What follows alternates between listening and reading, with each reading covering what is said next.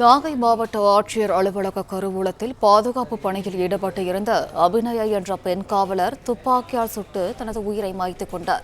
இது தொடர்பான கூடுதல் தகவல்களை தருகிறார் செய்தியாளர் மூர்த்தி. மூர்த்தி, வணக்கம். என்ன நடந்தது மூர்த்தி? விவரங்களை நீங்க பதிவு பண்ணல. வணக்கம். நாகப்பட்டினம் மாவட்ட ஆட்சியர் அலுவலகத்தில் உள்ள கருவூலத்தில் மயிலாடுதுறை மாவட்டத்தைச் சேர்ந்த அபிநயா என்ற பெண் காவலர் நேற்று முதல் பாதுகாப்பு பணியில் ஈடுபட்டிருந்த நிலையில் இன்று காலை திடீரென தான் வைத்திருந்த துப்பாக்கியால் சுட்டு தற்கொலை செய்து கொண்டுள்ளார். தகவல் அறிந்த நாகூர் காவல் நிலைய போலீசார் சம்பவ இடத்திற்கு சென்று உடலை மீட்டு நாகப்பட்டினம் ஒரத்தூர் மருத்துவக் கல்லூரி மருத்துவமனைக்கு அனுப்பி வைத்தனர்.